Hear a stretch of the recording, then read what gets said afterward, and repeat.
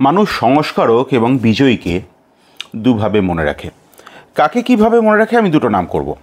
এই যেমন ধরুন মীর জাফর বিজয়ী হয়েছিলেন, তো জিতেছিলেন, এবং ঈশ্বরচন্দ্র বিদ্যাসাগর যখন বিধবা বিবাহ তিনি প্রচলন করছেন তার পক্ষে শোয়ের সংখ্যা ছিল স্যার মনে হয় 105-এর কাছাকাছি এবং বিরুদ্ধে অসংখ্য। কিন্তু ঈশ্বরচন্দ্রকে আমরা কিভাবে মনে রেখেছি সেটা আমার নতুন করে বলার কিছু নেই, বিতর্কের জন্ম দেবেন না।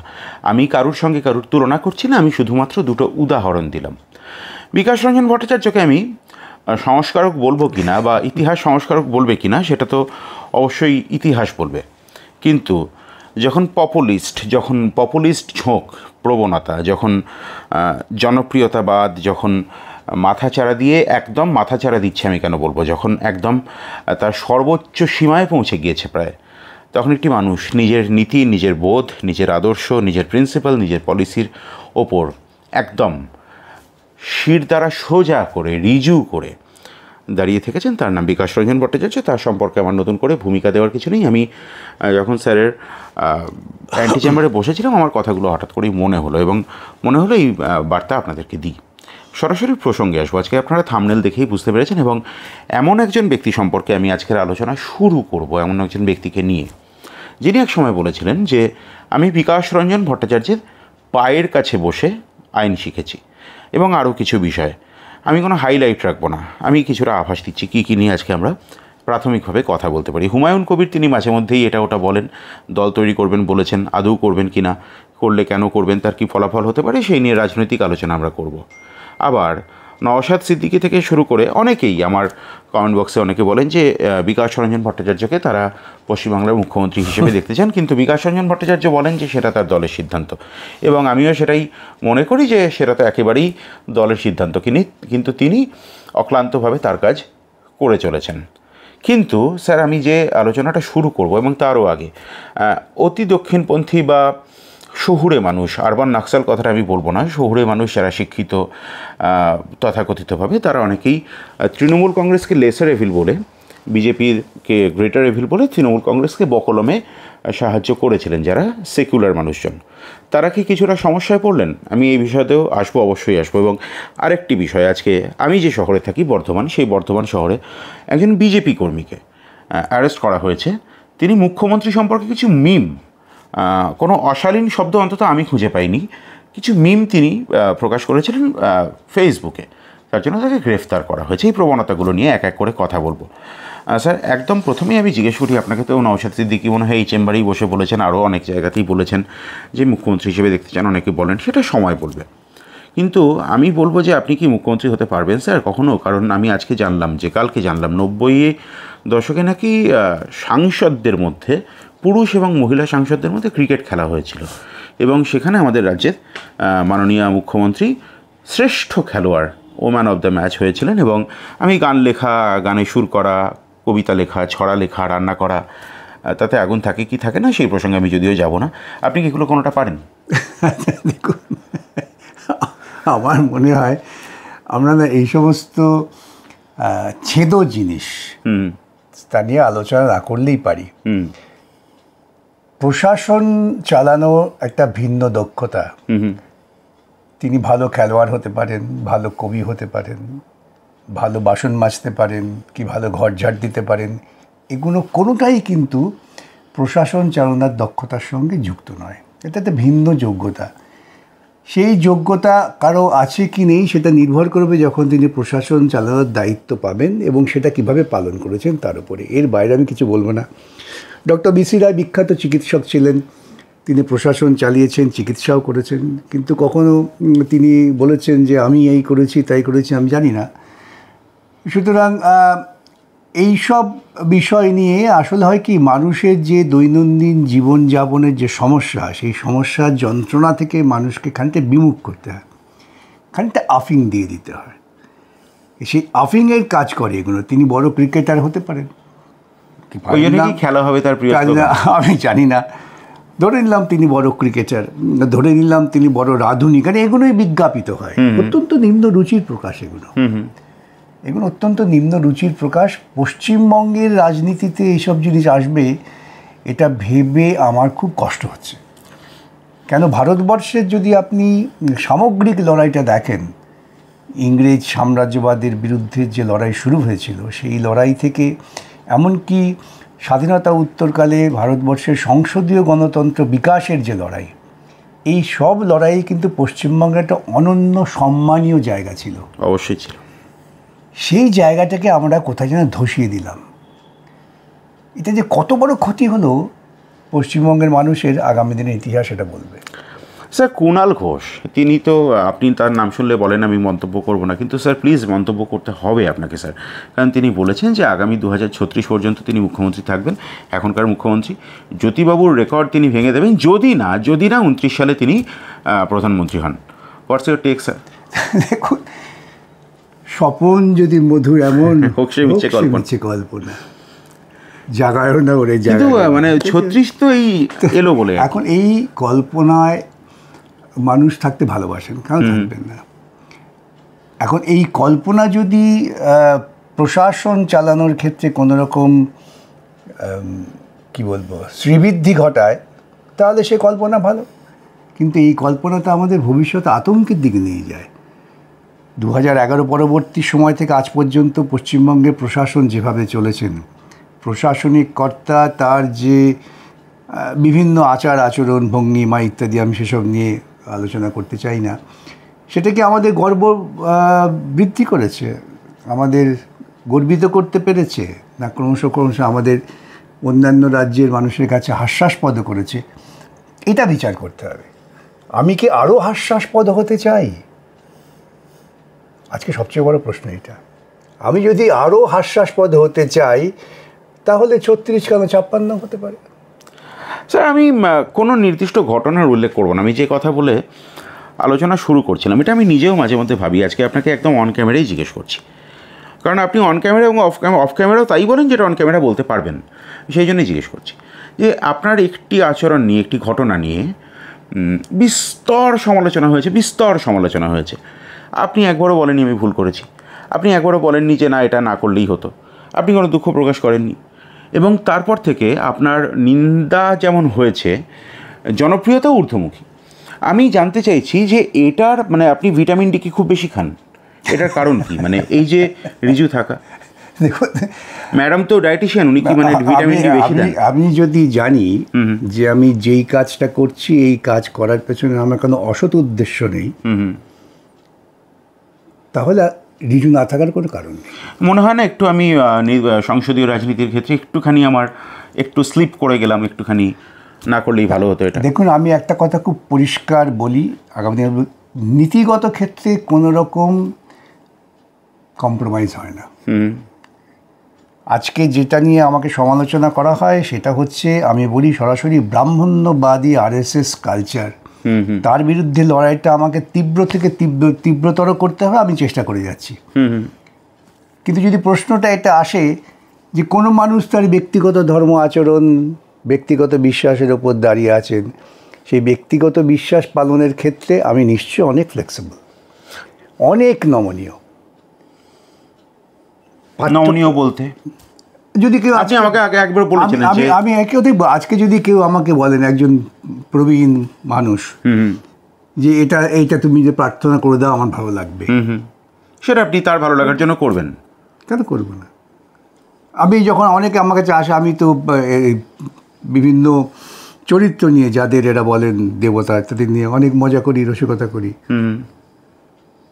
তা করতে আমাদের বাংলা সাহিত্যে দেবদেবীদের নিয়ে এত রসিকতা আছে, সেটা তো আমার মনে হয় বর্তমান প্রজন্মের RSS পন্থীরা পড়লে হার্ট ফেল করবেন। হ্যাঁ, তা তো আছেই। মানে আমি যদি অন্নদামঙ্গল কাব্য পড়ি, ঈশ্বরী পাটনির কথা বলি, মানে অজস্র, মানে বাংলা সাহিত্যের ভাণ্ডার তো একেবারেই বিশাল ভাণ্ডার। এবং সেখানে এটাই হচ্ছে আমাদের যারা সৃষ্টিশীল সাহিত্যিক ছিলেন তাদের একটা অন্যতম ভালো দিক। হ্যাঁ, তারা জিনিসটাকে লৌকিক দেবদেবী, একেবারেই তাই, তারা দেবতাকে নিজের মতো মনে করেছে। মানে বাংলা সাহিত্যে সে বাংলার শিবের কোনো মাস্কিউলার শিব নয়, একদম তার নধর ভুঁড়ি আছে। আমায় নইলে হে কি তোমার প্রেম হতো যে মিছে। হ্যাঁ, সেই যে বলছেন না, তুমি যদি আমাকে না ভালোবাসো, আমার কাছে না আসো, তাহলে তোমার প্রেমটাই মিছে হতো, যে রবীন্দ্রনাথ বলছেন না। সুতরাং বাংলার মানুষ তারা সবসময় মনে করছেন দেবদেবী হচ্ছে আমার ঘরের। অন্নদা মহাদেব সম্পর্কে বলছেন কোনো গুণ নাই তার কপালে আগুন। হ্যাঁ বলছেন কোনো গুণ নাই তার কপালে আগুন। হ্যাঁ, তো মানে এ তো অবশ্যই সেগুলো তো বুঝতে হবে। তাহলে অতবাদ সুকুমার রায়ের যদি আপনি লক্ষণের শক্তিশাল, হ্যাঁ হ্যাঁ একদম, তাহলে কি বলবেন? তাই তো, তাহলে কি আছে? তো আমরা কি আস্তে আস্তে তাহলে পিছিয়ে যাচ্ছি মনে করেন? মানে চেষ্টাটা হচ্ছে যে ভারতবর্ষের যে একটা আগুয়ান চিন্তা ছিল, ভারতবর্ষকে মানুষ জানেন এটা উদারবাদী সংস্কৃতির দেশ। সেক্ষেত্রে আজকে আরএসএস পন্থীরা বলছেন ওরা যদি ইসলামিক রাষ্ট্র করতে পেরে থাকে আমি কেন হিন্দু রাষ্ট্র করব? তাই তো, তার মানে এরা ইসলামকে ওদের আদর্শ করছেন। এটা পিছিয়ে যাওয়া নয় স্যার। আরেকটা একাডেমিক আলোচনায়, থিওরিটিক্যাল আলোচনায় যাওয়া যায় যে আমি মতুয়াদের সম্পর্কে যতটা স্যার আপনি জানেন যে মতুয়ারা হচ্ছে যে আমরণ অনশন করছেন নাগরিকত্বের বিষয়ে, যদিও নাগরিকত্বের ভয় তারা কেন পাচ্ছেন সেই প্রসঙ্গেও আমি আসবো, কিন্তু মতুয়ারাও তো হিন্দু এবং তারা অত্যাচারিত হতে হতে হতে হতে তারা একটা রিফর্মেশন মুভমেন্ট করেছেন, হরিচাঁদ ঠাকুরের অনুগামী তারা। তাহলে হিন্দু বলতে আমি যদি মানে শুধুমাত্র ব্রাহ্মণদেরকেই বলি জন্মসূত্রে, তারপর তো ব্রাহ্মণদের মধ্যেও বিভাজন হবে। দেখুন, আমি যে কথা বারবার বলার চেষ্টা করি যে সনাতনী মানে হচ্ছে ব্রাহ্মণ্যবাদ। একদমই তাই। ওরা দেখবেন গীতার ওই কথা বলেন চতুর্বর্ণং মা সৃষ্টম।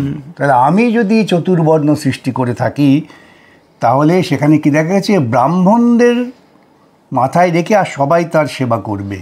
কিন্তু সেখানে আরেকটা ক্লজও ছিল যে জন্মসূত্রে হবে না, কর্মসূত্রে। না, এটা পরবর্তীকালে ব্যাখ্যা, পরবর্তীকালের ব্যাখ্যা যদিও। এটা দেখুন, ঘটনা কি আমি প্রত্যেকে বলি যে ঘটনা ঘটেছে, সেই ঘটনাটা হচ্ছে পারিবারিক সম্পত্তি বিভাজন নিয়ে যুদ্ধ, রাজ্য নিয়ে যুদ্ধ। তা হয়, সবসময় হয়, এখনো হয়। তা নিয়ে যারা সেই সময় অনেক বেশি চিন্তার দিক থেকে আগুয়ান ছিলেন, পুরাণ কথা লিখেছেন, রামায়ণ লিখেছেন, মহাভারত লিখেছেন, এটা পড়ে হয়তো অনেক কিছু আমরা শিখতে পারি। কিন্তু পরবর্তীকালে আমি তার কি তাৎপর্য ব্যাখ্যা করলাম, তা দিয়ে কিন্তু মূল ঘটনার কোনো রকম পরিবর্তন হয়। তাই তো, আমাকে অনেকে বলেন যে আপনি এটা বলছেন, আপনাকে তো গলা নামিয়ে দেবেন। নামি দিক, মহাভারতটা কী, তার সূত্রটা কী, তার মহাভারত কী শিখতে পাচ্ছি আমরা? রাজার অনুগামী বলে সমস্ত বিদ্বজ্জনেরা দ্রৌপদীর ধর্ষণটাকেও সেখানে মেনে নিচ্ছেন নীরবে, রাজধর্ম পালন করতে গিয়ে। তবে এটা বললে পরে কেউ রেগে যাবেন। এবং এই ঘটনাতে এখনো দেখা যায় যে দলিতদের উপরে যে অত্যাচার, এখনো নারীদের ওপর, দলিতদের ওপর যে অত্যাচার হচ্ছে, সেই অত্যাচারটা হচ্ছে প্রকৃতপক্ষে ব্রাহ্মণ্যবাদী চিন্তার ফল। এবং যারা সনাতনী বলছেন তারা এই ব্রাহ্মণ্যবাদী মতাদর্শকে লালন করতে চান। আর তিলোত্তমা দলিত ছিলেন না।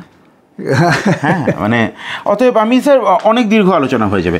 আমি এবারে একেবারে যে জায়গায় আসবো, এত কথা যে জন্য বললাম যে অভিজিৎ গঙ্গোপাধ্যায়, তার সম্পর্কে ব্যক্তিগতভাবে আমি অত্যন্ত শ্রদ্ধাশীল হয়েই বলছি। তিনি মাননীয় বিচারক ছিলেন সব কিছু, কিন্তু তিনি আরেকটু তার দূরদৃষ্টি থাকবে না। আজকে তিনি যে কথা বলছেন, আপনারা দীর্ঘদিন ধরেই সেই কথা বলে আসছেন। একজন বিচারপতি, তার কাছ থেকে মানুষ আরেকটু দূরদৃষ্টি আশা করতে পারে না? বিজেপি শাসিত কেন্দ্রীয় সরকার যে কোনোভাবে তৃণমূল সরকারের অপসারণ চায় না, সেটা বুঝতে অভিজিৎবাবু এতটা দেরি করে ফেললেন? দেখুন, এটা নিয়ে কোনো প্রত্যেক মানুষেরই নির্দিষ্ট একটা চিন্তাভাবনা আছে। তিনি কি ভেবেছিলেন, কেন ভেবেছিলেন, সেই ব্যাখ্যায় যাওয়ার তো আমাদের প্রয়োজন নেই। তার উপলব্ধির কথা তিনি বলেছেন, তিনি এই উপলব্ধির কথাটা সৎ সাহসের সঙ্গে প্রকাশ্যে বলেছেন। এটা কিন্তু একটা ইতিবাচক দিক বলে আমি মনে করি।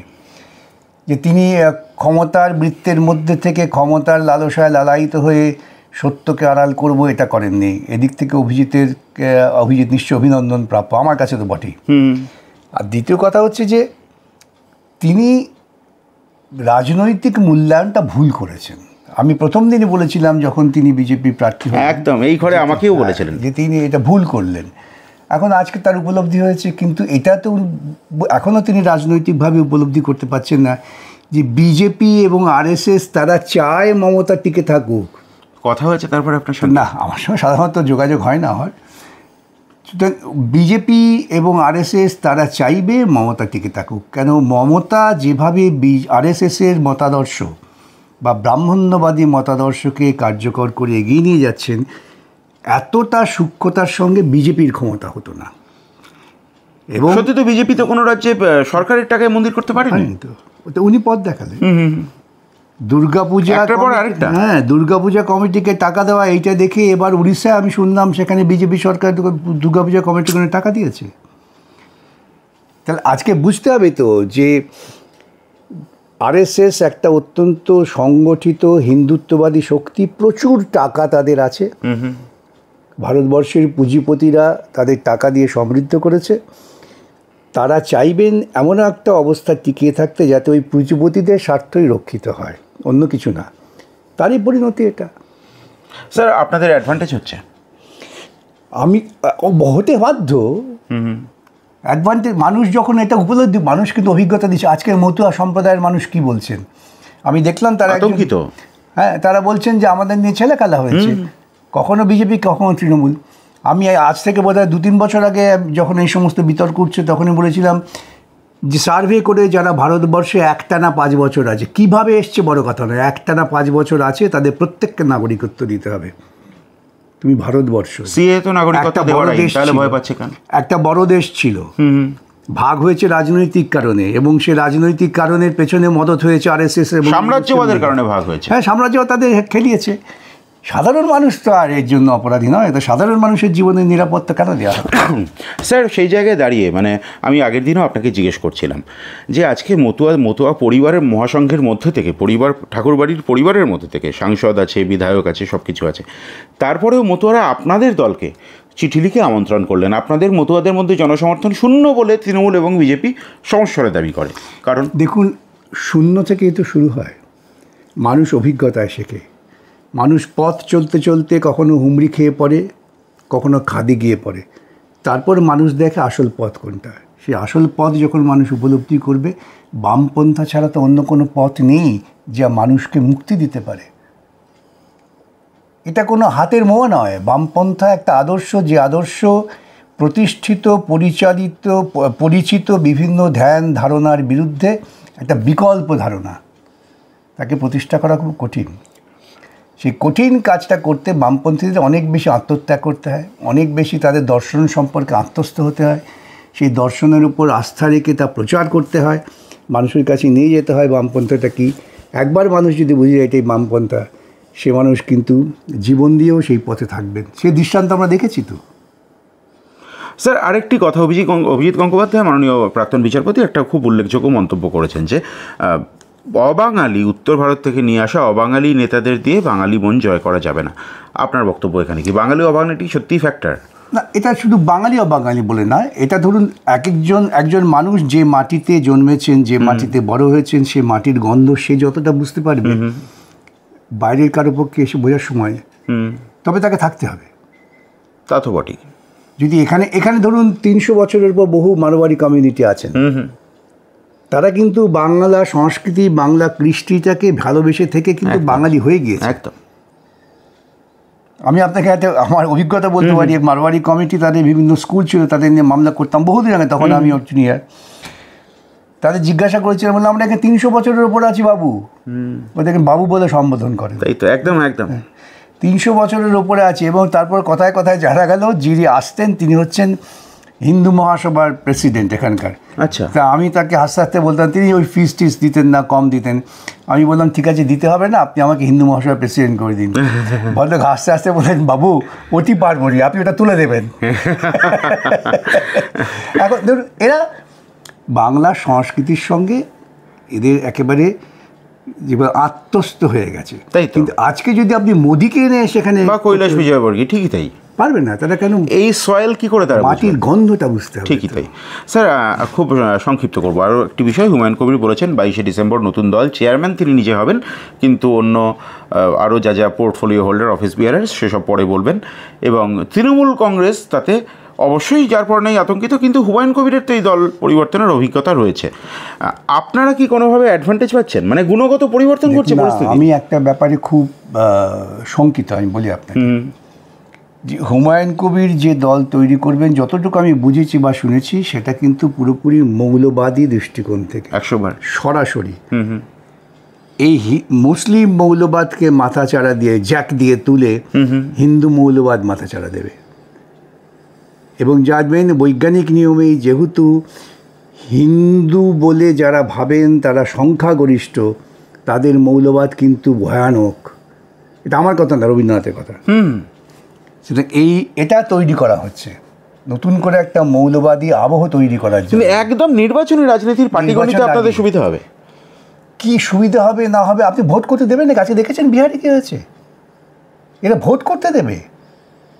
আজকে বিহারে যে, কিন্তু আমার দীপঙ্কর বাবুর সঙ্গে কথা হচ্ছিল, তিনি বলেছেন যে কিন্তু রেজিস্ট্যান্স উঠে আসছে। বিহারে রেজিস্ট্যান্স তো হতেই হবে, কিন্তু বিহারে যেভাবে ভোট চুরি হচ্ছে, যা আমি দেখলাম বিভিন্ন ইউটিউবে রিপোর্টে, যে তারা তো স্ট্রং রুমে ঢুকে ইভিএম বক্সও পাল্টে দিচ্ছে, ভিভিপ্যাট সমস্ত রাস্তায় ছড়িয়ে আছে। এখানে এতটা নগ্নভাবে হয় না, কিন্তু এখানে হয় বলে একই জিনিস হয়।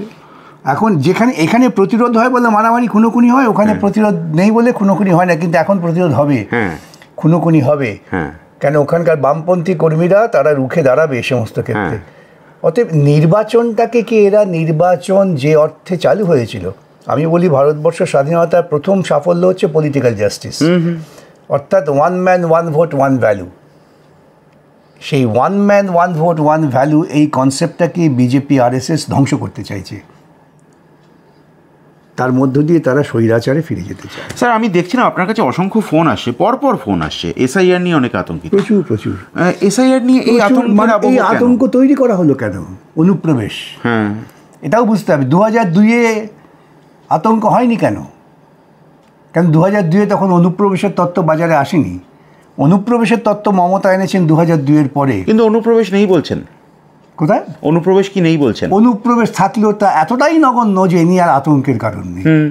তাহলে বিএসএফ এর ভূমিকা কি? আমি স্বরাষ্ট্র দপ্তরের ভূমিকা, সে কথাই বলছি। তো আমি তো বলছি যে বিজেপি নেতাদের বলছি, আপনারা আমাকে 100টা নাম দিন যে এরা অনুপ্রবেশকারী। 100টা নাম দিন, আমরা তদন্ত করে বার করবো তারা আদৌ অনুপ্রবেশকারী কিনা, এবং যদি হন তাদের আইনগত পদ্ধতিতে এই দেশ থেকে তার দেশে ফিরিয়ে দেওয়ার ব্যবস্থা করব। স্যার, এখানে আমার একটা প্রশ্ন, তাকে তো কোনো না কোনোভাবে ফিজিক্যালি আসতে হবে, হয় কাঁটাতার পেরিয়ে, না হলে প্লেনে, না হলে কিছুতে। আপনাকে এটা বুঝতে হবে এলো কি করে, যে দেশটা যখন ভাগ হয়, আরএসএস-এর উদ্যমে বাংলা ভাগ করো, মামার বাড়ি পড়েছে বাংলাদেশে, পিসির বাড়ি এখানে। তা কেন? এক বাড়ির বেডরুম আর ওয়াশরুম আলাদা আলাদা দেশে, কিভাবে হবে অনুপ্রবেশ ঠিক? আর আরেকটা কথা বলি, আমাদের ভারতবর্ষের লোকেদের হয়তো খুব খারাপ লাগবে, বাংলাদেশের অর্থনৈতিক অবস্থা কিন্তু আমাদের থেকে খুব খারাপ না। পার ক্যাপিটা ইনকাম খুব যে কম, আমি সেটা বলতে পারি না, জিডিপি অনেকটা কম। তাই তো বলছি যে এমন নয় যে লোকে এখন ক্ষুধার্ত মানুষ খেতে পাচ্ছেন না, দৌড়ে চলে আসছেন ভারতবর্ষের বুকে, পরিস্থিতি তা নয়। সাম্প্রতিককালে কিছু এই মৌলবাদী আক্রমণে কিছু মানুষ হয়তো এসছেন। স্যার, আমি জানি আপনার এই মন্তব্যের পরে কি কি কমেন্ট আসবে, কিন্তু স্যার আমার বক্তব্য হচ্ছে, তাহলে কেন্দ্রীয় সরকার নিজের ব্যর্থতাকে স্বীকার করেই তো তুমি, এবং সরকার নিজেরা পদত্যাগ করুন। কোটি কোটি টাকা খরচা করে তুমি সীমান্ত প্রহরার নামে নষ্ট করছো জনগণের টাকা, জবাব দাও। আজকে দেখলাম বিহারে আমাদের হোম মিনিস্টার মিটিং করতে গেছেন, সেই হোটেলে সিসিটিভি আড়াল করে দেওয়া হয়েছে। কেন? তিনি ভারতবর্ষের স্বরাষ্ট্রমন্ত্রী, না তিনি ভারতবর্ষের অন্য কিছু গুপ্ত কাজ করতে মন্ত্রী হয়েছেন? তাই তো স্যার, আমার আর কয়েকটি মাত্র প্রশ্ন আছে, আমি আপনাকে এই প্রশ্ন অবশ্যই করব যে তিনি বিজেপি করুন কি তিনি সিপিএম করুন, তিনি কংগ্রেস করুন, তিনি যা ইচ্ছা করুন, তিনি কিছু রসিকতার ছলে তার রাজনৈতিক বক্তব্য রেখেছেন, কিছু মিম করেছেন। আমি আপনাকে আরও স্পষ্ট করি, হিটলারের সঙ্গে মুখ্যমন্ত্রীর, মানে হিটলারের পোশাকে মুখ্যমন্ত্রীর মুখ, ক্রাইম বলা যায় তাকে, পুলিশের আমি আপনাকে গ্রেপ্তার করা হলো। এটা শুরু হয়েছিল অম্বিকেশ মহাপাত্র, সেটা নিয়ে মামলা হয়েছে, হাইকোর্টে ওরা হেরেছেন। হিউম্যান রাইটস কমিশনের তখন চেয়ারম্যান ছিলেন জাস্টিস অশোক গাঙ্গুলি, তিনি ব্যবস্থা নিয়েছেন বলে অশোক গাঙ্গুলিকে অপদস্থ করার চেষ্টা করা হয়েছে। এই যে বিরোধী কণ্ঠস্বরকে যেভাবেই হোক রোধ করো, এটা মৌলবাদীদের চিন্তা, এবং সেই মৌলবাদী চিন্তার প্রতিফলন ঘটাচ্ছে। আপনার মনে থাকবে সন্ময় ব্যানার্জিকে অ্যারেস্ট করা হয়েছিল, কোর্ট থেকে ছাড়াতে হয়েছে। এই আরামবাগ টিভি, তারা কেউ কিন্তু আমার সমর্থন নয়, তাই তো আরামবাগ টিভির শফিকুলকে করেছিলেন। এখন এই যে মেয়েটা রোজিনার এবং হাজব্যান্ড, সমস্ত বিরোধী কণ্ঠস্বরকে দমন করবার জন্য যেভাবে তৃণমূল কংগ্রেস একেবারে মোদির কায়দায় ঝাঁপিয়ে পড়েছেন, এ থেকে আরও স্পষ্ট হয় যে এখানে কোনো রকম স্বাধীন মত প্রকাশের জায়গা নেই। অবসিন বলা হচ্ছে, অবসিন কি? কিসের অবসিনিটি? এবং অবসিন বলে, একদমই তাই। বুদ্ধবাবুর সেই সদন্ত স্যার আপনার মনে পড়ছে? বাবা, সুতরাং অবসিন কি? আর এগুলো গণতান্ত্রিক বোধ থাকা দরকার। একসময় আপনারা জানেন বহু চর্চিত ঘটনা, জওহরলাল নেহরুকে নিয়ে কার্টুন আঁকা বন্ধ হয়ে গিয়েছিল। আচ্ছা, তিনি ওই কার্টুনিস্টকে যোগাযোগ করে আঁকছো না কেন, কী হলো বলুন তো, আমি কি আউট অফ সার্কুলেশন? অর্থাৎ এই বোধটা আমার সমালোচনা হবে, আমার লোকে মজা করবে। স্যার আমার মনে পড়ছে, আপনি আরও বেটার বলতে পারবেন, উষা উত্থুপকে একটি জ্যোতিবাবুর একটু বিরুদ্ধাচরণ করে একটি গান গাইতে বলা হয়েছিল। উনি খুব ভয় নাকি জ্যোতিবাবুকে জিজ্ঞেস করেছিলেন আমি কি গাইবো, বলেছেন আমাকে নিয়ে গান গাইলে যদি তোমার গান দুটো বেশি মানুষ শোনে তুমি গাও, কি আছে। হ্যাঁ, তো এনিওয়ে স্যার, আমার একেবারে একটা খুব জিজ্ঞাসা, খুব কৌতূহল আমার, যে একটা বড় অংশের তারা শহুরে মানুষ, তারা শিক্ষিত এবং তারা নিজেদেরকে বামপন্থী বলে দাবি করেন, সিপিআইএমের একদম গোষ্ঠীর অন্ত করেন এবং তারা বলেন যে মমতা বন্দ্যোপাধ্যায় লেসার এভিল, কিন্তু এভিল, এবং বিজেপিকে আটকানোর জন্য এবং সিপিআইএম আদৌ বামপন্থী নয়, মমতা বন্দ্যোপাধ্যায়কে ভোট দাও। এই যে মমতা বন্দ্যোপাধ্যায়ের মন্দিরের রাজনীতি, এটা থেকে তারা বিপাকে পড়লেন। আমাকে কয়েকদিন আগে একজন প্রশ্ন করেছিলেন, সিপিআইএমএল নেতার নাম উল্লেখ করে, যে ওর এটা ব্যাখ্যা আপনি কি বলেন, সম্পূর্ণ ভুল ব্যাখ্যা। আমাকে বুঝতে হবে যে ইভিল বলছি, ইভিলের সোর্সটা কি। যদি মতাদর্শগত দিক থেকে দুজনেই এক হয় তাহলে গ্রেটার লেসার হয় না, তাই তো। যদি মতাদর্শের ভিন্নতা থাকতো বুঝতাম ওরা 80 এরা 60, ঠিক আছে, 60-এর পেছনে থাকতে পারে। আজকে আরএসএসের কার্যক্রম মমতা যেভাবে পশ্চিমবঙ্গে বাস্তবায়িত করছে, এটা আরএসএসের বিজেপিও পারত না। এবং সেই জন্য মমতাকে লেসার এভিল বলে বিজেপিকে তোল্লা দেওয়ার যে প্রবণতা, এই প্রবণতা ধ্বংসাত্মক প্রবণতা। তাহলে এবার কি তাদের একটু অসুবিধা হবে মনে করছেন মন্দিরের রাজনীতিতে? জানি না, তারা এবারে মমতা বন্দ্যোপাধ্যায়ের সমর্থনে কি করে গলা ফাটাবেন? ফাটাতেই পারেন, কিছু বলা যায় না। সাম্যবাদী মন্দির বলে, সমাজতান্ত্রিক মন্দির, মাওবাদীরা মমতার পক্ষে কি করে দাঁড়িয়েছিল? কিন্তু তিনি তো তখন মন্দিরের রাজনীতি করতেন না। ওরা জানতেন করবেন। যখন মাওবাদীরা জঙ্গলমহলে একচেটিয়া সিপিআইএম কর্মীদের হত্যা করে ফেলে দিচ্ছে, মুখে গামছা বেঁধে বলছেন যে আমরা মমতাকে মুখ্যমন্ত্রী দেখতে চাই, কী উদ্দেশ্যে বলেছিলেন? কারা পেছন থেকে মদত দিয়েছিল? ইতিহাস কাউকে ক্ষমা করে না, করবেও না। স্যার আমার একেবারে শেষ প্রশ্ন, আপনি তালডাংরায় গিয়েছিলেন, বিষ্ণুপুরে গিয়েছিলেন, জনবহুল সমাবেশ হয়েছে আমি দেখেছি। আজকে ডেবরায় প্রকাণ্ড মিছিল হয়েছে, মানে যে যে জায়গাগুলোতে সিপিএম একেবারে শূন্য বলে ধরে নেওয়া হয়েছিল এবং মেইনস্ট্রিম মিডিয়াতেও সেই প্রচার ছিল, আমরা বিকল্প কথা বলবো, সেই জায়গায় দাঁড়িয়ে ডেবরার মতো জায়গায়, তালডাংরার মতো জায়গায়, এবং আমি তো নিউ ইয়র্ক থেকে নিউ দিল্লি বারবার করেই বলছি যে বামেদের একটা রেজারেকশন হচ্ছে, তো সেই জায়গায় দাঁড়িয়ে থেকে রিসার্জেন্স হচ্ছে, তো সেই জায়গায় দাঁড়িয়ে কি 2026-এ একদম অন্য কোনো গন্ধ আপনি পাচ্ছেন? আমি আপনাকে আগেও বলেছি, হয়তো জানি না কাকে বলেছি, যদি মানুষ, আপনি আমাকে বলেছেন, হ্যাঁ, নির্বিঘ্নে ভোট বক্সে যেতে পারে, বিজেপি তৃণমূল হাওয়া হয়ে যাবে। এতটা কনফিডেন্টলি? আমি এতটা কনফিডেন্টলি বলছি, যদি মানুষ নির্বিঘ্নে ভোট বাক্সে যেতে পারে, যদি বিহার না হয়, যদি হরিয়ানা না হয়, এ রাজ্যে তৃণমূল বিজেপি হাওয়া হয়ে যাবে, যে এনইউতে যেমন হয়েছে তেমন হবে। ধন্যবাদ। আমরা কথা বললাম বিকাশ রঞ্জন ভট্টাচার্যের সঙ্গে একাধিক বিষয় নিয়ে।